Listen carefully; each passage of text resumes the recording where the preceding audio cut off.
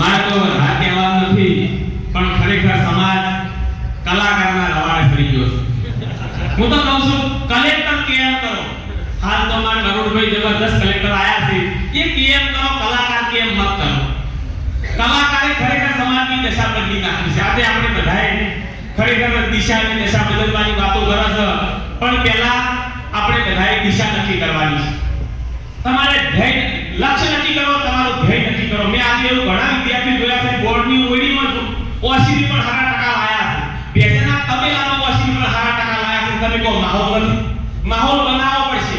નથી આપના ટાઈમ આएगा, अपना टाइम आएगा. हम ये कहता था कि अपना टाइम आएगा. હવે શું કરે लोगों की अपना टाइम आएगा. અને એમ કરતા કરતા અમારે એમરા ચાકરી લઈને તારો ટાઈમ આવી. એટલે આપના ટાઈમ લાવવા માટે લક્ષ્ય નક્કી કરો, ધ્યેય નક્કી કરો. અને સાહેબ આ યુવાનો ખરેખર તો તમને વંદન કરું છું, નમું કે શરમે આવે છે કે 12 વાગે રાતના ભજનથી આવતા હોય ટેટસ મેલન તો અડધો રાતનો હોદરા ભાળે. શું કરે છે આ સમાજ રાતના 12 વાગ્યા સુધી? એટલે ખરેખર તમે નક્કી કરો તમારે જાવું છે કેવો.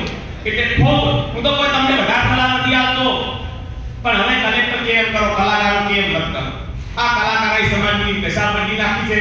અને ખરેખર યુવાનો હું તો તમને વંદન કરું છું કે ખરેખર તમારે હું તો ઇન્સ્ટાગ્રામ વાપરો, ઇન્સ્ટાગ્રામ રીલ બનાવો, પણ લોકો ના બનાવો. સેન્ડવિચ ખો, પીઝા ખો, પકોડી ખો, ખાલી હરોળનું મત ખાઓ.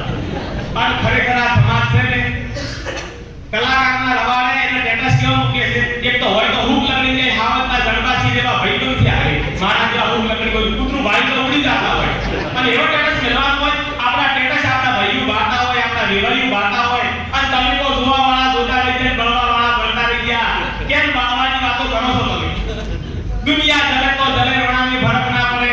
રોણાને 72 નો ભાલો તો તમારે પેટે રહેતો નહીં. અને દુનિયા બાવા એટલે સમય સંજોગે ડોક્ટર નથી કરવાનો, સમય સંજોગે સારું શિક્ષણ મેળવો, સમય સંજોગે સારો ધંધો કરો, અને સમય સંજોગે ધોરણ સારું આપો.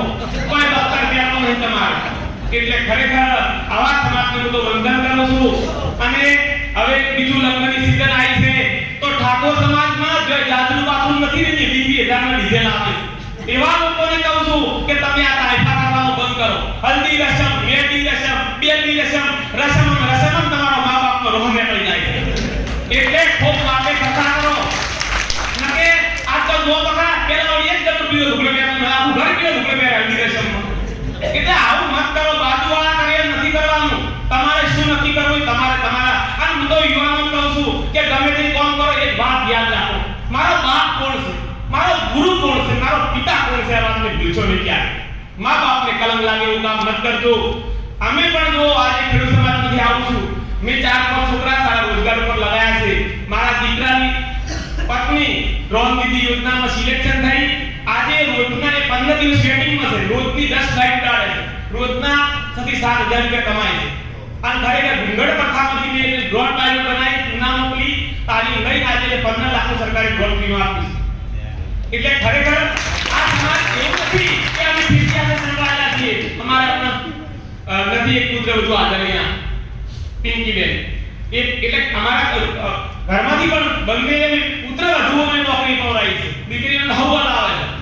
દરેક ક્ષેત્રે હું તો કામ કરવા અમે તૈયાર છીએ. અને આવા અધિકારીઓ બાળકો તારનારો છે જોઈ શકે સાહેબ. સમાજ જ્યારે પ્રગતિના પંથે જોવું ત્યારે મારો રોમાંડું ઉલાય સાહેબ. ઠાકોર સમાજ સારી ગાડીમાં નીકળે તો મારો રોમાંડું ઉલાય, વાહ મારો સમાજ વાહ. પણ કલાકાર પાસે સેલ્ફી લઈ પણ ગમતું નથી. આ બી પાસે સેલ્ફી લ્યો, કોઈ એને સ્ટેટસ રાખો કાયમ. પણ કલાકારો શું કરશે? તમે તમારે જાવું છે જો એ નથી કરો તમે. કલાકાર આવે એટલે મેળો હોય તો આ સમાજ કૂદી પડે, બજારમાં વૈશાખ ન આવે તો સમાજ કૂદી પડે. તારે મારી એમ ખરેખર પોતાની પડી જાય છે. આ સમાજ ક્યારે સુધરશે? સમાજને ખરેખર તો શિક્ષણ સાથે સાથે અને જનરલ નોલેજની ખૂબ જરૂર છે. બીજા સમાજને તમે જો અને બહારની દુનિયા જો. એકવાર હું મારે એક્ઝામ્પલ આપવા સમય ઓછો છે, પણ મારા ધર્મપત્ની અને મારી દીકરી પીનલને યુનિવર્સિટીમાં મોકલી અને કીધું કે તમે ગાયો ભેંસો જોતા હો. તો એ જોઈને આયા કે કીધું ગાયો કેટલી હતી, 200-300 ભેંસો કેટલી હતી. એ લગભગ 100-150 ભેંસો પણ છે, બધી સારા દૂધવાળી છે. દોડા બધા હતા કે ના તમે જેમ ભૂવા લાવો તો કોણ. આજે 2010 ની વાત કરો, હજુ સુધી અમારા બહેને ઘણા ધંધા કરાયા નથી.